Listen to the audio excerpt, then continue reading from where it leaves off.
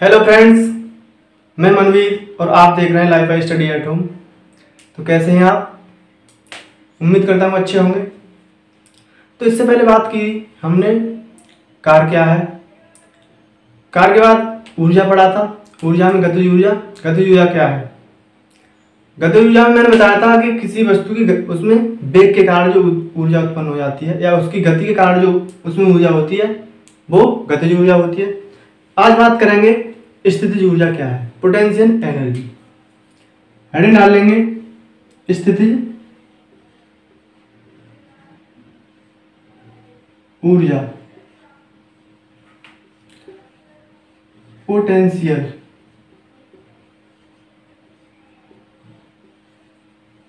Energy.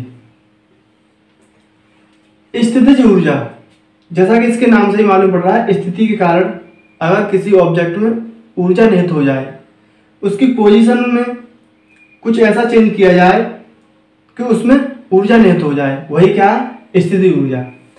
आइए एक चित्र के माध्यम से समझते हैं। जैसे कोई वस्तु जमीन पर रखी है, ये जमीन पर रखी है वस्तु, क्या इसमें कोई ऊर्जा है? तो हम कहेंगे इसमें अभी तो कोई ऊर्जा नहीं है। अब अगर हम इस पर कुछ कार्य करें, माना कि हमने इस पर कार्य किया, इस वस्तु को हमने बस पृथ्वी से कुछ ऊंचाई पे पहुंचा दिया, तो हमारे द्वारा इस ऑब्जेक्ट पे कुछ कार्य किया गया। क्या कार्य किया गया? कि इसको हमने पृथ्वी से ऊपर पहुंचा दिया, पृथ्वी की सतह से कुछ ऊपर पहुंचा दिया। अब अगर यहां से इसे छोड़ा जाएगा तो ये नीचे आएगी, और नीचे अगर कोई बैठा है, कोई बच्चा बैठा है, क्या उसकी चोट लगेगी? लगेगी।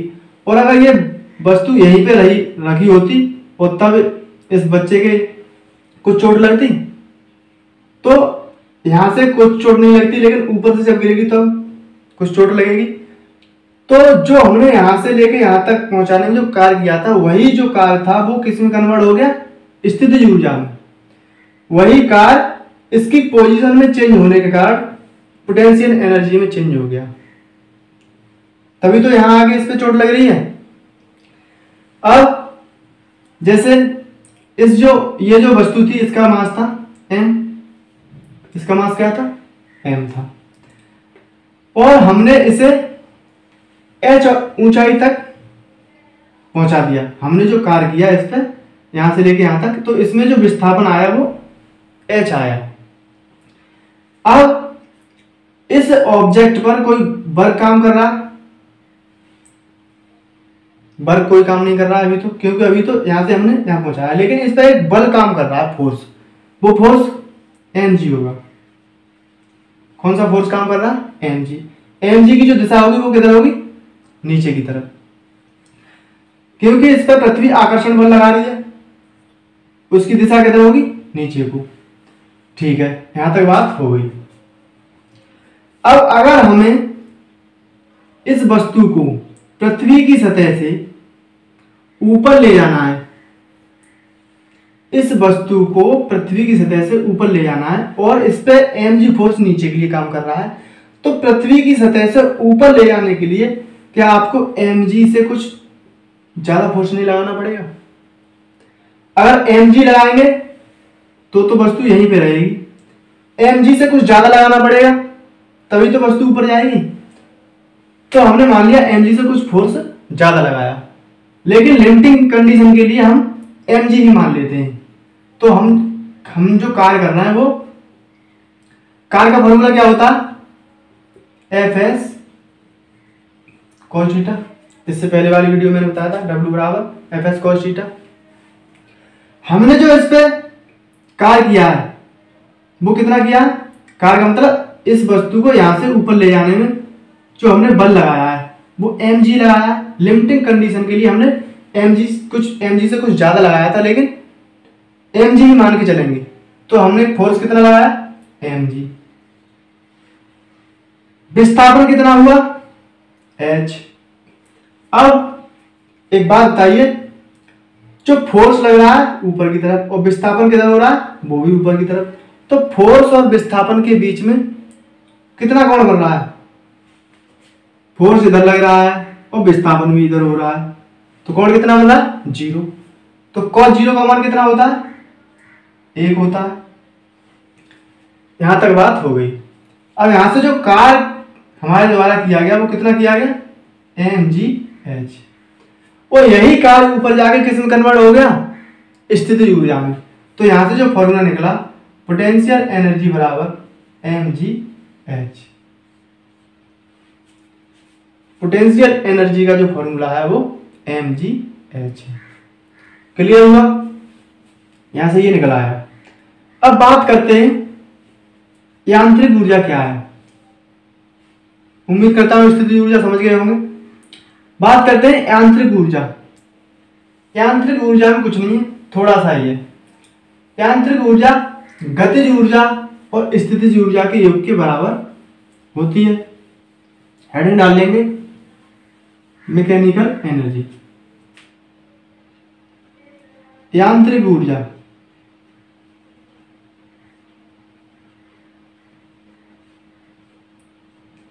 यांत्रिक ऊर्जा में केवल आपको इतना याद रखना है कि यांत्रिक ऊर्जा बराबर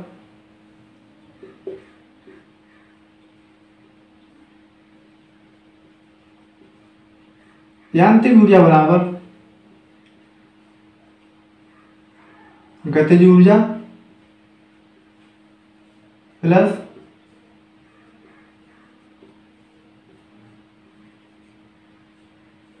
स्थितिज ऊर्जा। मैकेनिकल एनर्जी बराबर होगा kinetic energy plus potential energy. केवल आपको इतना याद रखना है और आगे की कोई जरूरत नहीं है। यांत्रिक ऊर्जा गतिज ऊर्जा और स्थितिज ऊर्जा के योग के बराबर होती है। इससे आगे हम बात करेंगे ऊर्जा का संरक्षण का नियम, ऊर्जा के संरक्षण के नियम की।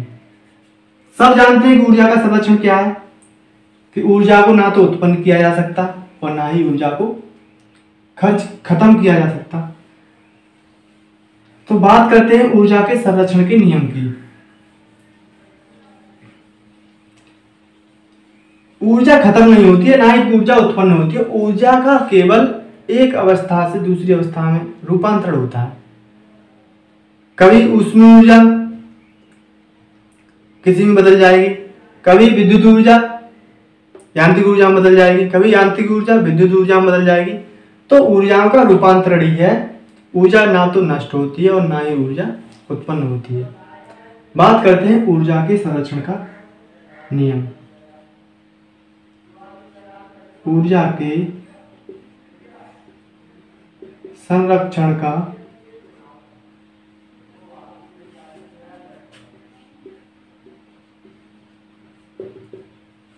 ऊर्जा का जो संरक्षण है वो वही है कि ऊर्जा को ना तो हम उत्पन्न कर सकते और ना ही ऊर्जा को हम नष्ट कर सकते। केवल एक रूप से दूसरे रूप में उसे रूपांतरित कर सकते हैं। तो ऊर्जा के संरक्षण को हम डिटेल में समझेंगे, थोड़ा डिटेल में समझते हैं। जैसे ये कोई वस्तु है और ये है पृथ्वी की सतह। ये कोई वस्तु है, ये पृथ्वी की सतह पर रखी है, मतलब कि ये सी पॉइंट पे रखी हुई है। हमने इस पे वर्क किया और इसको हमने यहां पहुंचा दिया। ये पॉइंट है ए। तो ऊर्जा का संरक्षण का नियम क्या कहता है कि ऊर्जा को ना तो उत्पन्न किया जा सकता ना ही खर्च।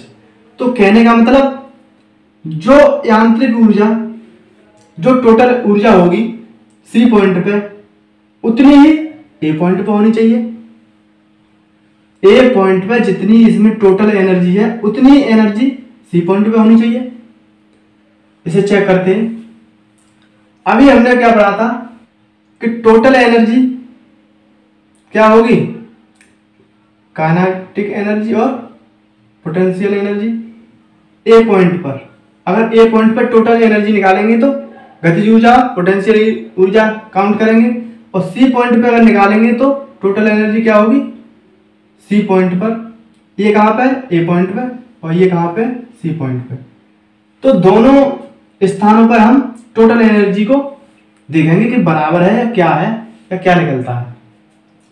तो मान लिया इसका m द्रव्यमान है। अब देखो सबसे पहले निकालते हैं ए पॉइंट पर। सबसे पहले निकालेंगे ए पॉइंट पर। तो ए पॉइंट पर गतिज ऊर्जा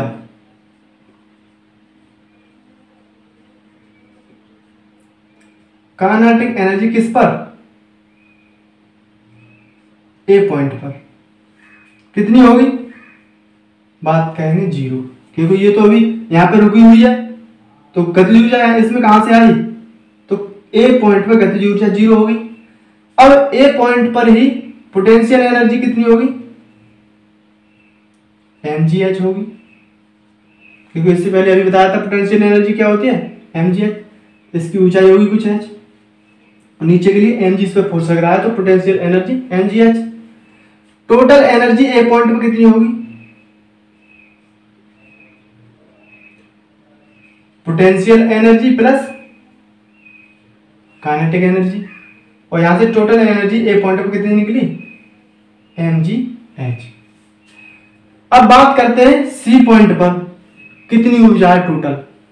तो सबसे पहले निकालेंगे सी पॉइंट पर काइनेटिक एनर्जी क्या होगी, ये ऊपर से जब नीचे गिरेगी तो इसका कुछ वेग होगा, इसका कुछ मास भी होगा, तो काइनेटिक एनर्जी होती है 1/2 mv²।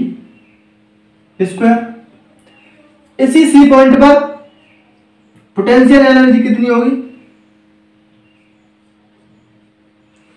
अब तो ये ब्राह्म में आ गई, अब तो जमीन की सतह पर आ गई बिल्कुल, तो इसमें पोटेंशियल एनर्जी का स्थिति ऊर्जा है ही नहीं, तो ये कितनी होगी 0। टोटल एनर्जी अगर निकालें यहां से सी पॉइंट पर तो कितनी होगी 1/2 mv²। अभी हमने पढ़ा था कि ऊर्जा का जो संरक्षण का नियम है वो क्या कहता है कि ऊर्जा ना तो नष्ट होती है और ना ही उत्पन्न होती है। तो ए पॉइंट पर जो ऊर्जा होगी वही सी पॉइंट पर होनी चाहिए। तो दोनों ऊर्जाओं को क्या करेंगे, बराबर रखेंगे। तो ए पॉइंट पर एनर्जी कितनी थी mgh, और सी पॉइंट पे एनर्जी कितनी आई हमारी टोटल 1/2 mv²। 2 को इधर ले आएंगे तो इधर होगा 2mgh बराबर mv²। mg² निकला है, क्या इसमें कुछ कट रहा है, m से m कैंसिल, इधर रह गया 2gh बराबर उधर v², और केवल v बराबर निकालेंगे तो रूट में 2gh निकला। यहां से जो वेग निकला वो रूट 2gh निकला। कहने का मतलब है अगर किसी वस्तु को h ऊंचाई से आप गिराएंगे तो उसका जो वेग होगा वो रूट में 2gh होगा। इसे न्यूमेरिकल में प्रयोग आगे करेंगे। इतना यहां तक समझ में आया। अब आगे बात करते हैं शक्ति क्या है। उम्मीद करता हूं इतना समझ गए होंगे।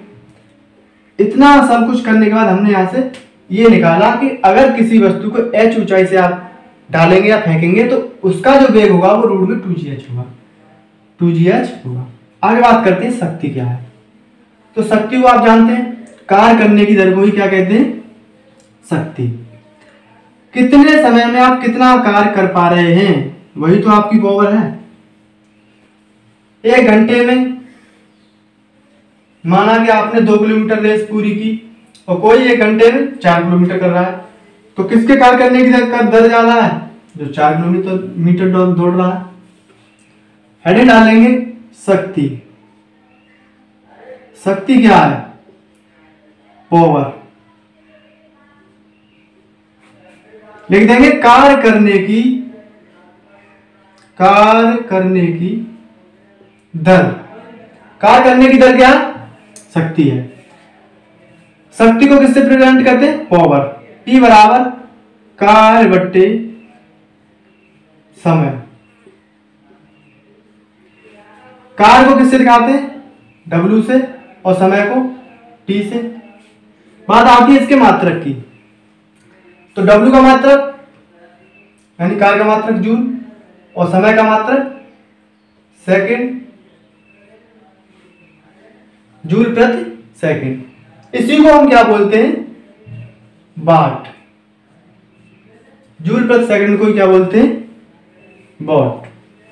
तो पावर का जो मात्रक होगा वो क्या होगा, वॉट। कौन सी पद्धति में, ये SI पद्धति, ये है एसआई पद्धति में। आगे बात करते हैं कार्य ऊर्जा प्रमेय। कार्य ऊर्जा प्रमेय, वर्क एनर्जी थ्योरम। थ्योरम क्या होती है? थ्योरम एक अटल सत्य बात होती है जो कई प्रयोगों के बाद या फिर बहुत सारे सिद्धांतों के बाद निकलती है कि ये तथ्य जो है वो सही है। जैसे प्रमेय होती है कि ट्रायंगल के सभी कोणों का योग कितना होता है? 180 अंश होता है। तो ऐसे ही कार्य ऊर्जा की प्रमेय है, उसे हम समझते हैं। देखो कार्य ऊर्जा प्रमेय क्या है? जैसे ये कोई वस्तु है, ये एक वस्तु है, इसका जो द्रव्यमान है वो m है।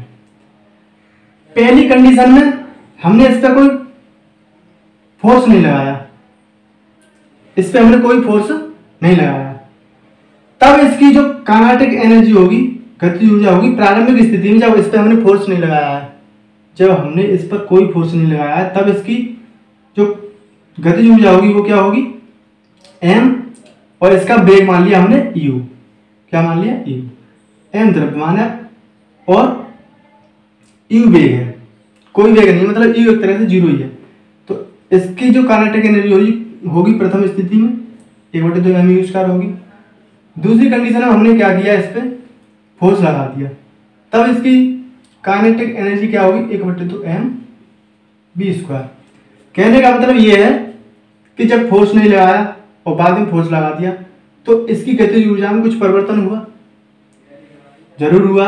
यहाँ 1/2 mu² है, यहाँ 1/2 mv² है।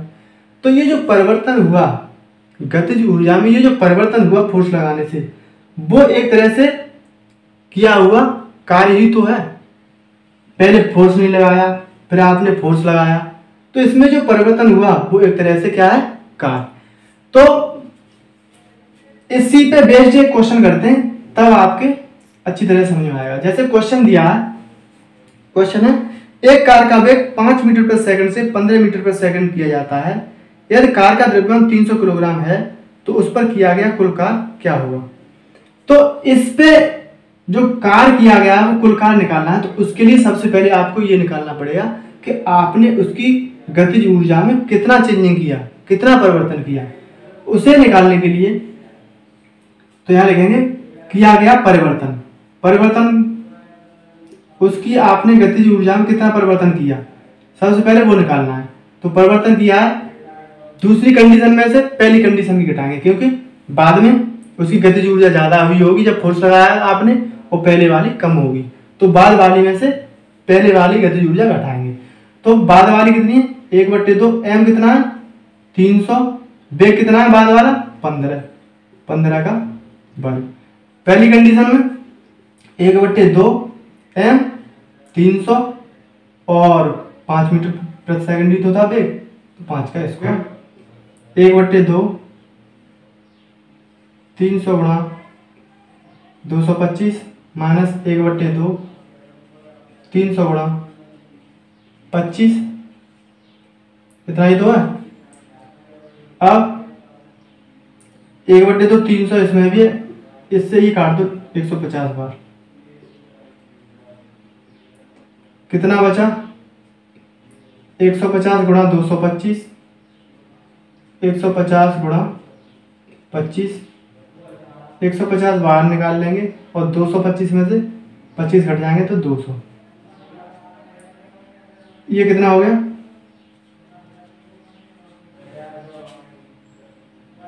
30,000 हो गए। 30,000 को क्या लिख सकते हैं?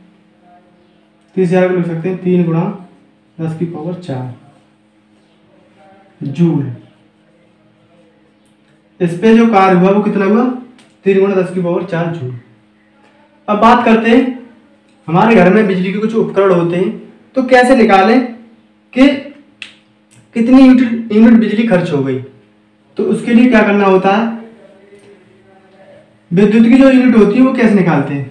तो आप जानते हैं पावर का जो मात्रक होता है वो क्या होता है? वाट। तो 1 घंटे में 1000 वाट का उपकरण 1000 वाट का उपकरण अगर 1 घंटे में जितनी भी बिजली खाएगा उसे 1 यूनिट नाम देंगे हम। 1000 वाट का उपकरण 1 घंटा तक अगर आप चलाओगे तो वो 1 यूनिट बिजली खर्च करेगा। अगर एक वाट 1000 वाट को आप 1 किलोवाट भी लिख सकते हैं, HOUR, तब भी 1 यूनिट निकलेगी। अगर 2 किलोवाट का उपकरण आप 1 घंटे चलाएंगे तो 2 यूनिट बिजली खर्च होगी। अगर 1 किलोवाट का उपकरण आप 2 घंटे चलाएंगे तब भी 2 यूनिट बिजली खर्च होगी। तो ऐसे आप पता कर सकते हैं, पता होना चाहिए आपको कि कितने वाट का आपका उपकरण है। इसी पे बेस्ड एक क्वेश्चन करते हैं। जैसे 60 वाट का एक रेडियो सेट 50 घंटों तक चलता है, कितनी बिजली की ऊर्जा खपत करेगा? 60 वाट का एक रेडियो कब तक चलता है? 50 घंटे तक। तो उसने कितनी यूनिट बिजली खर्च की? तो 60 वाट का है तो सबसे पहले तो इसे किलोवाट में चेंज करेंगे, तो ये 0.06 किलोवाट होगा, क्योंकि इसमें 1000 का क्या कर देंगे भाग। 0.06 किलोवाट। अब 0.06 किलोवाट कब तक चला? 50 घंटे तक। तो 50 का इसमें गुणा करेंगे, कर लो 6.6, तो ये होगा 3 यूनिट। यहां से क्या निकलेगा? 3 यूनिट। यहां से ये निकल के आ गया 3 यूनिट। तो 60 वाट का रेडियो अगर 50 घंटे आप चलाएंगे तो वो 3 यूनिट बिजली खर्च करेगा। उम्मीद करता हूँ समझ में आया होगा। आज के लिए इतना ही, फिर मिलते हैं नेक्स्ट वीडियो में। Thank you.